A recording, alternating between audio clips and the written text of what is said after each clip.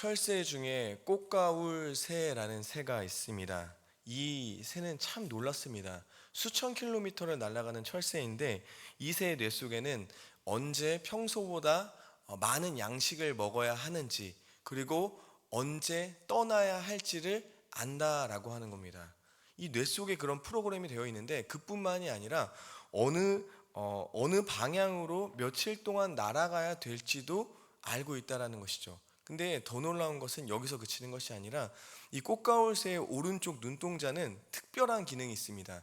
이 어두울 때만 작동을 하는데, 동서남북의 자기장을 캐치해가지고 자신이 지금 지구의 어떤 위치에 있는지를 알아서 어디에 위치해 있는지를 안다라는 것이죠. 그러니까 내비게이션이 장착되어 있습니다. 인공위성을 날린 것도 아닌데 GPS가 장착되어 있어서 자기 자신의 위치를 알고 어느 방향으로 나아가야 될지를 안다라는 것이죠. 그래서 이 꽃가울새는 수천 킬로미터를 날아가는데 길을 잃어버린 적이 없다라는 것이죠. 이 하나님께서 이 창조하신 이 세계를 들여다보면, 창조하신 이 생물 하나만 보더라도 어떻게 이 새한테 이렇게 놀라운 기능들을 넣으셨을까라는 참 위대함이 느껴지기도 합니다. 오늘 본문에 등장하는 학, 산비둘기, 제비, 두루미도 자신들이 돌아올 때를 알고 돌아올 때가 되면 다시 그 자리로 돌아온다라고 말합니다.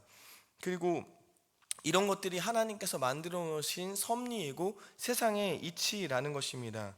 넘어지면 일어서는 것이 당연한 것이고, 철새에게 준 나침반으로 어긋난 길을 가다가 돌아오는 것이 당연한 것입니다. 그런데 하나님의 백성으로 삼은 유다 백성은 하나님께서 주신 말씀을 버리고 잘못된 길로 가고 있으면서도 돌아오지 않음을 지적하고 있습니다.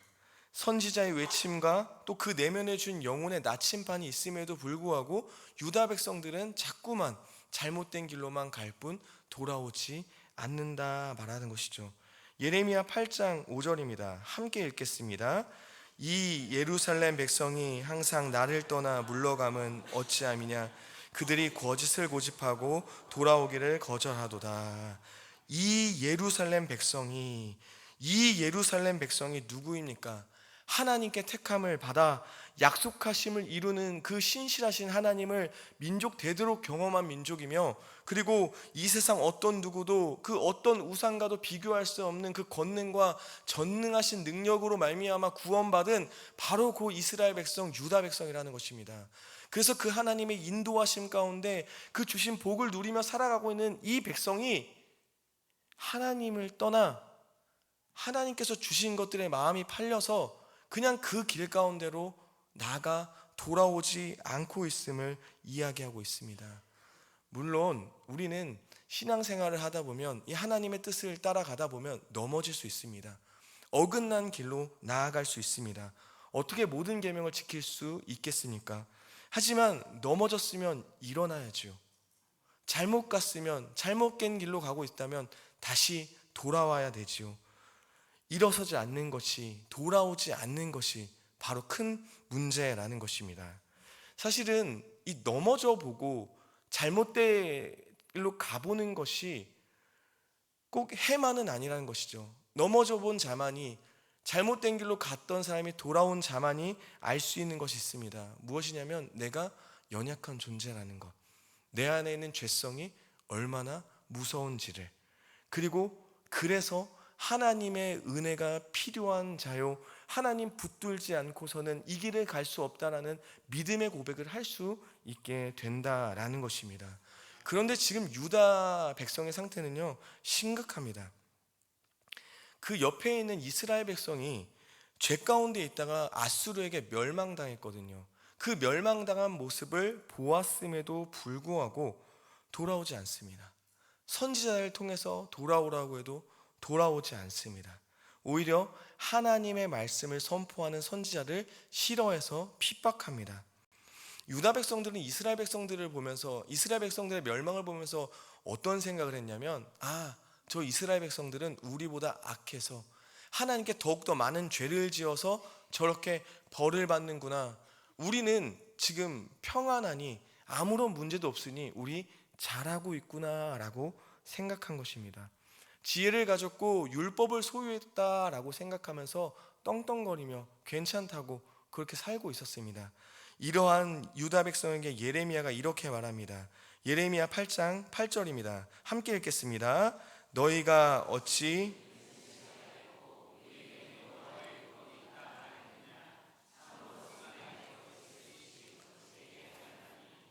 사실 이 유다 백성들은요, 두 마음을 품고 있었습니다. 하나님께 제사도 드리고 율법도 소유하고 있었습니다. 하지만 막상 살아가는 모습은 이방인들과 별반 차이가 없었고, 세상의 가치관을 따르며 살아가고 있었고, 하나님의 말씀을 어기고 사랑의 정신을 잃어버린 채 살아가고 있었습니다. 자기 중심적인 생각으로 종교 생활을 하고 있었던 것이죠. 하나님께 제사도 하고 또 내가 지키는 율법도 있고, 그리고 이 율법 공동체 안에 유다 백성이라는 이 민족 공동체 안에 있으니 자신은 괜찮은 사람이라고, 선민이라고 생각했던 것입니다. 그 마음의 중심에는 하나님은 온데간데 없고 오직 자기 자신의 욕심과 우상들, 세상의 가치관과 쾌락으로 가득 차 있음에도 부끄러워하지 않았고 또 잘못됨을 깨닫지 않았습니다. 여러분, 우리도 지금 호세아 말씀을 통해, 예레미야 말씀을 통해 계속해서 이 선지자들의 그 이스라엘의 죄악됨, 부패함, 유다 백성들의 그런 안일함들, 나태함들을 지적받고 있는데, 과연 그 말씀에 우리는 얼마나 반응하고 있나요? 그 말씀에 정말 그 말씀을 선포하고 있는 하나님을 향해 우리는 정말 달려나가고 있나요? 그 말씀에 반응하는 자인가요? 아니면 그냥 오늘도 그냥 한 귀로 흘려갔다가 한 귀로 흘러가고, 말씀은 말씀일 뿐이지 나의 삶은 나의 삶이다라고 살아가고 있지는 않으신가요?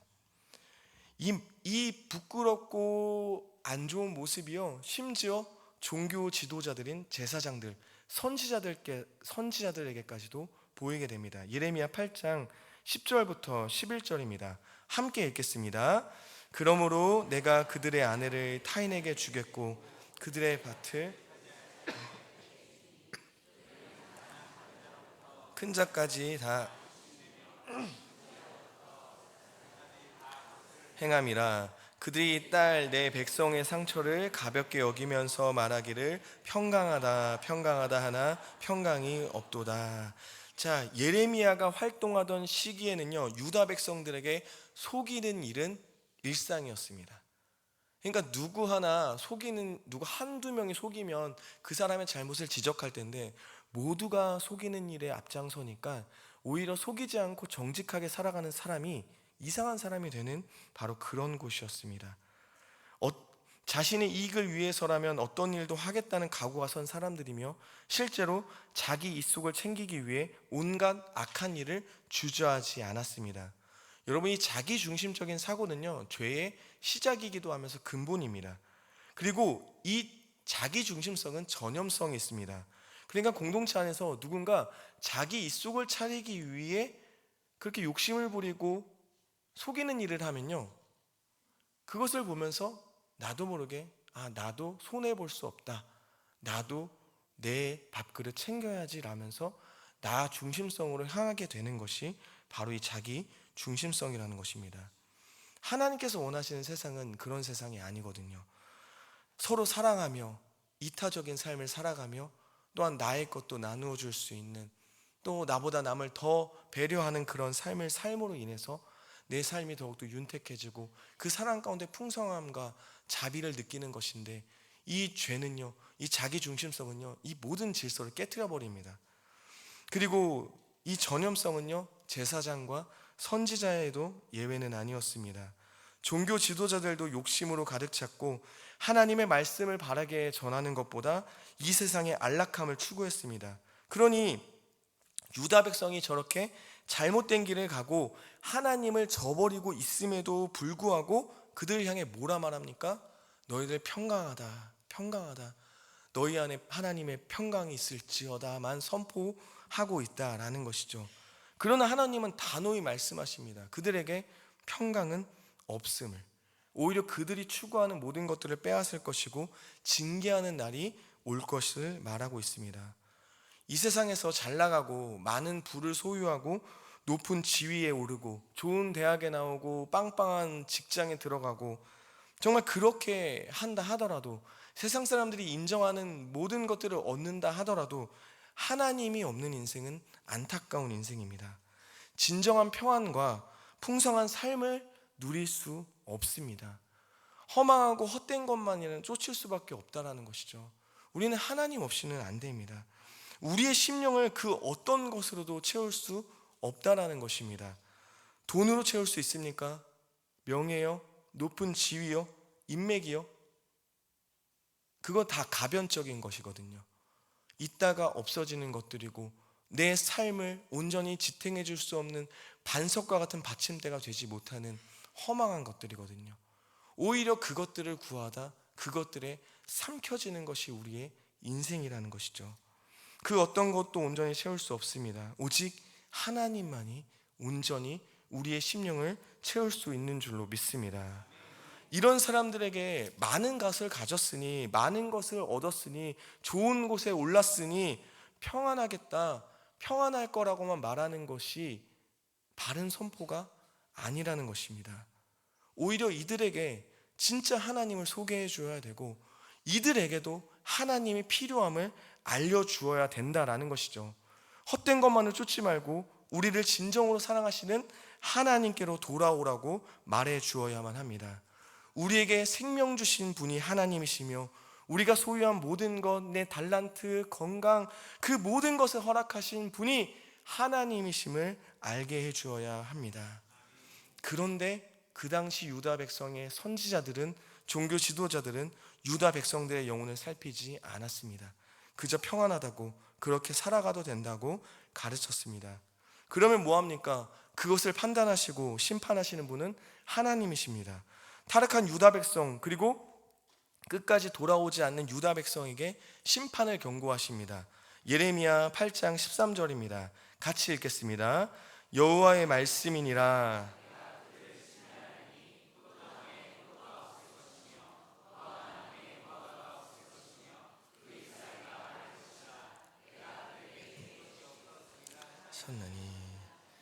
그들이 추구했던 안락함, 하나님께서 주신 먹을 것들, 복들을 다 빼앗아 가시겠다라고 말씀하십니다. 16절에 보면 이방 나라에게 넘겨서 모든 주민을 삼키시겠다고, 멸망시키시겠다고 또한 말씀하시며 17절에는 그 누구도 제어할 수 없는 뱀과 독사를 보내겠다 말씀하십니다. 전능하신 하나님의 심판은요, 그 누구도 막을 수 없음을 가르쳐 주는 것입니다. 여러분, 우리에게 닥친 모든 고난이 죄 때문은 아닙니다.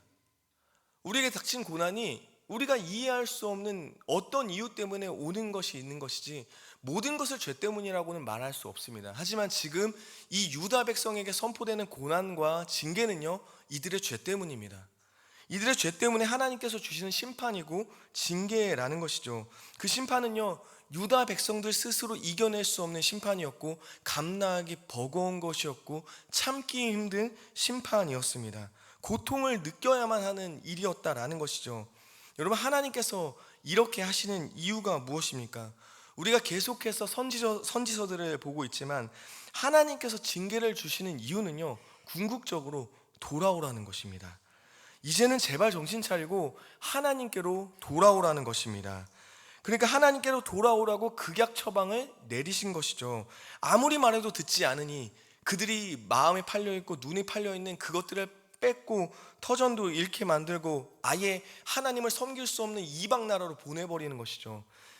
그러면서 그들이 깨닫는 것이 무엇이었을까요? 하나님께서 주시기도 하시고 거두시기도 하시며 또한 다 멸망시켰음에도 불구하고 다시 회복시키실 수 있는 권능이, 그 능력이 그 전능하신 하나님께 있음을 알게 하시는 것이죠. 그리고 그 하나님은 돌아오기를 바라는, 그 유다 백성들이 그냥 종교적인 행위가 아니라 그 마음이 하나님께로 향하고 그 하나님과 동행하기를 바란다는 것을 알게 하기 위함이었다라는 것이죠. 여러분, 이러한 상황 가운데서도 이 말씀을 전해야 하는 예레미야의 마음은 어떠했을까요? 하나님의 말씀을 아무리 전해도 듣지 않았고 잘못된 길을 가고 심지어 자신을 핍박하는 유다 백성들, 그러니까 자신을 핍박하고 힘들게 하는 그 유다 백성들, 그리고 거짓을 선포하는 선지자들은 떵떵거리며 안락하게 살아가고 있는 그 모습들을 보는 예레미야의 심정은 어떠했을까요? 예레미야는 이렇게 고백합니다. 예레미야 8장 18절입니다. 제가 읽겠습니다. 슬프다 나의 근심이여 어떻게 위로를 받을 수 있을까? 내 마음이 병들었도다. 자신의 말을 듣지 않고 핍박했던 그 유다 백성들을 보면서 그래도 아무리 이렇게 말하면 좀 듣고 돌아와야 좀 힘이 생기고 좀 말을 전포하는 그 힘이라도 날 텐데 그 전혀 듣지도 않고 자기 멋대로 살아가는 그 유다 백성들, 그들을 보면서 인간적으로의 마음으로 밉지 않았을까요? 너무 얄밉지 않았을까요? 그리고 거짓 선포하는데 떵떵거리는 그런 삶을 보면서 어떻게 선지자라는 이름을 가지고 저렇게 살 수 있냐고 분통 터지지 않았을까요? 하나님의 심판이 선포되었을 때 쌤통이다 잘됐다 그럴 줄 알았다 그러니 내 말 진작에 듣지 이런 마음이 막 치밀어 오르지 않았을까요? 그런데 오늘 본문에서 예레미야는 이런 상황 속에서 근심하며 애통합니다. 하나님께서 심판을 선포했지만 그 심판을 통해 고통당하시는 자신의 백성들을 바라보는, 그 백성들을 바라보면서 찢어지는 그 아픈 마음을 예레미야는 공감한 것입니다. 예레미야는 그 하나님의 마음을 공감해서 이 슬픔의 노래를 부르고 있는 것이죠. 하나님께서 임재하시는 이 시온에 살면서 어떻게 왜 그 헛된 우상을 섬길 수 있느냐? 나는 대체 이해할 수가 없다. 그렇게 말하면서 그럼에도 불구하고 나의 백성이 상하였으니 내 마음도 상처를 입었고 슬픔을 주체할 수 없다. 그렇게 고백합니다. 22절에 보시면 길르앗에는 유황이 있지 아니한가 그곳에는 의사가 있지 아니한가 딸 내 백성이 치료를 받지 못하면 어찌 됨인고 말합니다. 길르앗의 유황은요 피부병을 낫는 데 쓰는 그런 약이었습니다. 그러니 피부병이 생기면 길르앗의 유황을 바르면 되지 않느냐, 그리고 아프면 의사를 찾아가면 되지 않느냐. 그런데 왜 내 백성 유다는 진정한 치료자이신 하나님의 버젓이 있음에도 불구하고 그 하나님이 임재하심에도 불구하고 그 하나님 앞에 돌아가지 아니하고 저렇게 영적으로 병자의 신세로, 환자의 신세로 그냥 그렇게 내버려 두고 있느냐라면서 답답해하고 있는 것이죠. 예레미야는 지금 아주 복합적인 마음이 느껴지고 있는 것입니다. 이미 인간적인 마음은 없고 하나님께서 부어주시는 마음으로 가득 차 있습니다. 너무나도 답답했고 너무나도 애통했고 너무나도 슬픈 상황 가운데 있습니다. 하나님께로 돌아오기만 하면 되는데 왜 헛된 것들을 손에 움켜쥐고 가장 귀한 하나님을 보지 못하고 있는지, 그리고 그 끝에 있는 심판 가운데 고난이 얼마나 크고 그 고통이 얼마나 힘든지를 그들이 안다면 이러지 않을 텐데 그것이 분명히 이루어질 것을 알기 때문에 너무나도 아프고 힘들고 어렵고 슬펐다라는 것이죠. 그러면서 예레미야는 이렇게 고백합니다. 예레미야 9장 1절입니다. 함께 읽겠습니다. 어찌하면 내 머리는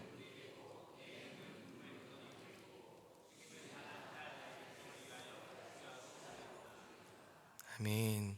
이 말이 무슨 말이냐면 내 머리에 물을 채워주고 내 눈이 눈물샘이 되면 내가 내 딸 유다 백성을 위해서 밤낮으로 하염없이 울 수 있습니다. 울겠습니다. 라고 말하는 것이죠. 그러니까 하염없이 지금 눈물이 나며 주체할 수 없는 슬픔을 느끼고 있음을 예레미야가 고백하고 있다는 것입니다. 예레미야가 눈물의 선지자라는 별명을 갖게 된 구절이기도 합니다. 예레미야는 어떤 심정으로 이렇게 울었을까요? 아니 어떻게 저들을 위해 울 수 있을까요? 자신을 핍박하고 자신의 말을 듣지도 않는 그들을 위해 어떻게 울 수 있었던 걸까요? 하나님의 선지자는요 잘못된 길을 가고 있는 백성에게 그들의 잘못을 지적하며 하나님께 돌아오라는 바른 말씀을 선포해야 할 뿐만 아니라 그 백성을 바라보시는 하나님도 바라보며 하나님의 마음을 품고 사역해야 했습니다. 그러니까 하나님의 눈으로 그들을 바라보아야 했고 하나님의 마음으로 그들을 품어야만 했다라는 것이죠. 제가 어떤 목사님의 신앙 서적에서 읽은 글입니다. 한 80년대의 어떤 믿는 가정의 이야기입니다. 80년대라는 것을 좀 생각하시면 되겠습니다. 어머니는 신앙이 열심히 있는 어머니였고 참 신앙생활 참 열심히 하는 사람이었습니다. 그런데 가정에 문제가 하나 있었습니다. 바로 딸이었습니다. 이 딸이 그 당시 말로 하면 날라리였습니다. 향락에 빠져 살며 그리고 음란한 삶이었어요. 심지어 주변의 지인들과도 관계를 맺는, 그래서 이 엄마가 얼굴을 들고 다닐 수 없고 이 신앙생활을 하는데도 부끄럽고 이 딸 얘기를 할 수도 없는 막 그런 상황이 되었습니다. 이러니 이 어머니 얼마나 견디기 어려웠겠습니까? 본인은 얼마나 신앙으로 열심인데 음란함과 향락에 빠져있는 딸을 보면서 어떨 때는 이 딸이 더러워 보이기까지 한 거죠. 그러니 이들의 관계가 어땠을까요? 냉전이죠. 대화는 없습니다. 그냥 쌩한 바람뿐이죠.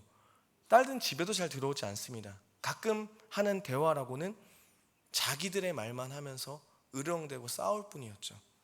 그러던 어느 날 이 어머니가 교회에서 십자가의 설교를 듣는데 흠없는 예수님이 십자가에 달리신 예수님의 모습 앞에 더럽고 간사하고 추악한 자신의 모습을 보게 되었습니다. 나 또한 하나님 앞에 너무나도 죄가 많고 흠도 많고 허물 많은 존재구나. 그런데 예수님께서 내 모든 것들을 덮어주시기 위해서, 깨끗하게 하시기 위해서 저 십자가에 죽으셨구나 라는 것을 깨닫고 회개하며 집에 돌아오게 되었습니다. 그렇게 예수님께서 나를 위해 죽으셨고 한없는 사랑과 은혜를 깨닫고 돌아오고 난 얼마 후에 이제 딸이 들어오는 것이죠. 딸이 들어오는데 딸이 그날은 왠지 힘이 빠져서 터벅터벅 들어오는 것이죠. 자주 들어오지도 않는데 또 오랜만에 들어온 것이었거든요. 그런데 그 딸을 보는데 더러워 보이는 것이 아니라 하나님을 통해서 그 딸을 보게 되는 것이죠. 아, 저 딸도 하나님께서 사랑하시는 영혼이구나. 하나님께서 나도 용서해 주셨는데 저 딸도 용서해 주기를 원하시겠구나 라는 이런 마음이 들어서 그냥 꼭 안아주었다라고 합니다. 근데 그렇게 막 쌀쌀 맞고 화내던 딸이 그날은 꼭 안아주니까 눈물을 펑펑 흘리면서 한없이 하염없이 한참 동안 같이 울었다라고 하는 것이죠. 그 울음 끝에 딸이 한마디를 하답니다. 사실은 이제 가족조차도 자신을 받아주지는 않는 것 같아서 마지막으로 한번 집에 들려서 얼굴 한번 보고 이제 영영 돌아오지 않을 거라고, 그러려고 했다고 이야기를 하는 것이죠. 그리고 그 이후에 그 딸이 변화되어서 신앙생활을 했다는 그런 간증으로 마무리되는 이야기였습니다. 여러분, 우리를 향한 하나님의 마음을 깨닫기를 바랍니다. 우리를 향한 그 하나님의 마음을 느끼시기를 바랍니다. 또한 그 사랑으로 충만해서 내 주변에 있는 사람들을 바라볼 때에 하나님을 통해서 그 하나님의 마음을 품고 바라보는 은혜가 있기를 바랍니다. 여러분이 끊어내야 할 죄악은 무엇입니까? 교묘하게 나의 중심에 자리 잡은 그 하나님을 대신해서 있는 것은 무엇입니까? 여러분, 그 모든 것들을 끊어내고 치료하실 수 있는 하나님께로 나아가는 것이 우리의 진정한 해답인 줄로 믿습니다. 그 하나님은요, 우리를 품어주시고 치료하시고 사랑해주시며 또 하나님의 놀라운 역사 가운데 우리의 심령을 소성케 하고 또한 다시 바른 길로 나아가게 하는 힘을 주실 줄로 믿습니다. 이 믿음의 고백을 담아 다 같이 찬양하시겠습니다.